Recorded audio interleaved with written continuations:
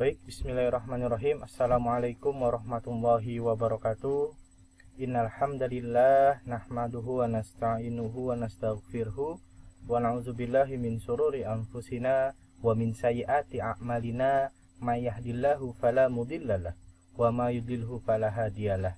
Asyhadu an la ilaha illallah wahdahu la syarikalah wa asyhadu anna Muhammadan abduhu wa rasuluh la nabiyya ba'dah. Allahumma sholli ala sayyidina Muhammadin wa ala alihi wa sahbihi ajmain. Anak-anakku sekalian, alhamdulillah kita bisa bertemu kembali dalam pelajaran pendidikan agama Islam di pertemuan ketiga hari ini.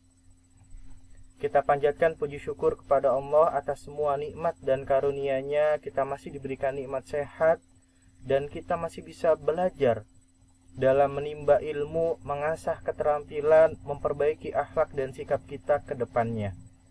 Anak-anakku, saya doakan semoga seluruh peserta didik SMK 52 yang terus semangat dan istiqomah dalam belajar, Allah mudahkan baginya dalam meraih cita-citanya di masa depan. Amin ya rabbal alamin. Anak-anakku sekalian, di pertemuan ketiga hari ini, sebelum kita masuk ke materi, saya ingin review pertemuan sebelumnya yang pernah saya jelaskan. Saya pernah menjelaskan bahwa ketika kalian masuk ke SMK 52, kalian adalah pribadi yang putih dan bersih. Pesan saya, jaga baik-baik diri kalian, carilah lingkungan dan teman yang baik. Jangan sampai kita terpengaruh oleh lingkungan dan teman-teman yang membuat kita terjerumus sehingga kita kesulitan dalam menempuh cita-cita ke depan. Kemudian saya pernah menjelaskan bahwa untuk naik kelas dan lulus dari SMK 52 itu sangatlah mudah. Dibutuhkan sebagian besar 3 syarat. Yang pertama, kita harus rajin masuk ke sekolah. Yang kedua, kerjakan tugas yang diberikan Bapak Ibu gurumu dengan optimal. Yang ketiga, kita harus aktif dan tunjukkan akhlak yang baik kepada Bapak Ibu guru, teman, dan orang tua kita. Saya juga pernah menjelaskan bahwa kita jangan sampai pilih-pilih pekerjaan dan mata pelajaran yang kita senangi. Cintailah apa yang engkau kerjakan. Jangan hanya mengerjakan apa yang engkau cintai. Kemudian saya pernah menjelaskan bahwa belajar agama Islam berarti kita belajar akhlak. Belajar agama Islam berarti kita belajar menjadi orang yang baik. Untuk itu anak-anak sekalian, marilah minimal di pelajaran pendidikan agama Islam ini kita menjaga akhlak, sikap, lisan kita.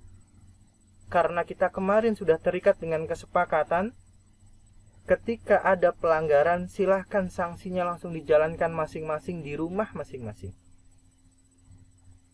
Terakhir, di pertemuan pertama kemarin, saya juga pernah menjelaskan bahwa apa yang kita lakukan di sekolah, itu pasti akan ke bawah sampai kita lulus. Apa yang kamu biasakan di sekolah, pasti akan menjadi sebuah akhlak atau kebiasaan dalam diri kamu yang akan kamu bawa sampai kamu lulus. Untuk itu, sekolah adalah tempat belajar, sekolah adalah tempatnya salah, tempatnya memperbaiki diri, supaya kamu lulus dari SMK 52, kamu sudah menjadi anak yang baik, anak yang terampil, dan tidak ada salah lagi dalam bekerja nantinya. Itu review singkat dari pertemuan kemarin. Semoga kita semuanya bisa mengambil hikmah dan pelajaran dari apa yang telah saya jelaskan. Sebelum saya lanjutkan, ada satu hal penting yang ingin saya sampaikan kepada kalian. The power of dreams. Kekuatan dari sebuah impian. Kalian bisa lihat, ini adalah kantor dari website terkenal yang saya yakin hampir di seluruh dunia orang mengenal website ini, yang bernama Google. Google dulu anak-anak hanya bermula dari sebuah garasi yang hanya bertuliskan Google biasa, cuma bermodalkan satu buah komputer. Namun sekarang Google menjadi perusahaan besar yang sampai HP Android yang kita miliki ini semuanya buatan dari Google Group atau yang bernama sistem operasi Android. Ada YouTube di dalamnya, ada Gmail di dalamnya, dan seterusnya. Yang berawal dari sebuah garasi sekarang menjadi perusahaan besar. Kemudian, kalau kalian tahu, ini adalah pendiri dari operating system terkenal di dunia yang bernama Windows. Dia adalah Bill Gates yang di sebelah kanan ini. Bill Gates tidak lulus kuliah. Dia memulai usahanya dari sebuah rumah sederhana, dari basement di rumahnya. Namun dia berhasil mewujudkan impiannya dalam menciptakan sebuah sistem operasi bagi sebuah komputer yang sekarang mendunia dikenal dengan nama Microsoft. Kemudian, kalau kalian pernah lihat, ini adalah bengkel dari perusahaan atau merek terkenal bernama Harley Davidson. Tadinya dia hanya bengkel pinggir jalan biasa, namun karena kekuatan impian yang sangat besar, dia menjadi seperti hari ini, yang harga satu motornya bisa sampai 100 juta rupiah. Kemudian, kalian tahu ini apa? Ini adalah sebuah pesawat N250 atau biasa dikenal dengan sebutan pesawat Gatot Kaca. Siapa yang membuat? Ya, betul. Dia adalah Profesor almarhum B.J. Habibie.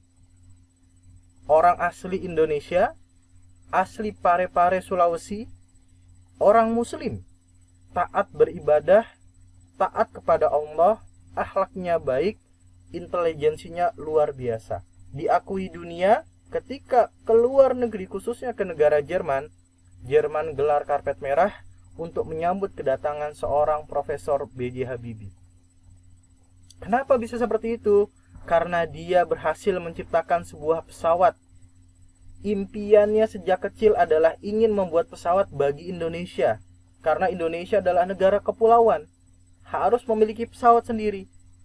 Dari impian sejak kecil itulah kemudian diwujudkan sedikit demi sedikit oleh seorang B.J. Habibie sampai dia akhirnya bisa membuat pesawat yang sekarang menjadi pesawat kebanggaan Indonesia.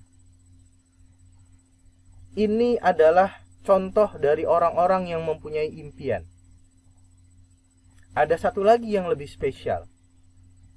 Dia berasal dari sebuah daerah yang tandus, daerah padang pasir. Ini adalah contoh daerah terbelakang. Dari dua peradaban besar Romawi dan Persia saat itu, dia hidup di daerah padang pasir. Namun ketika lahir, mampu membuat padang pasir yang bernama Arab bisa menyaingi dua peradaban besar, yaitu Romawi dan Persia. Siapa dia? Yaitu baginda Nabi Muhammad SAW. Nabi Muhammad SAW punya keinginan untuk menyebarkan Islam ke seluruh dunia, menyebarkan rahmat ke seluruh dunia, karena Islam adalah rahmatan lil alamin, rahmat bagi seluruh alam semesta. Alhamdulillah, berkat kegigihan, kerja keras, dan petunjuk dari Allah, beliau berhasil menyebarkan Islam, bahkan menaklukkan Romawi dan Persia yang saat itu kedudukannya sangat menguasai dunia. Inilah kekuatan dari sebuah impian, di mana sebuah impian dapat membuat yang susah menjadi mudah, di mana sebuah impian mampu membuat yang impossible menjadi impossible. Untuk itulah mengapa di pertemuan kemarin saya menugaskan kalian untuk membuat buku perjalanan menuju cita-cita kalian. supaya kalian semua semangat dalam menempuh perjalanan menuju cita-cita kalian, dimulai dari SMK 52, dimulai dari tempat kalian belajar hari ini. Pesan dari saya, bermimpilah dalam hidup, jangan hidup dalam mimpi. Kemudian di dalam surat Ghafir ayat ke-60, saya ingatkan kembali, Ud'uni astajib lakum. Berdoalah kepada Allah, maka akan Allah kabulkan untuk kita. Baik anak-anak, ini review dari pertemuan yang kemarin. Bila ada pertanyaan, silahkan disampaikan ke grup. Nanti akan saya lanjutkan di pembahasan berikutnya.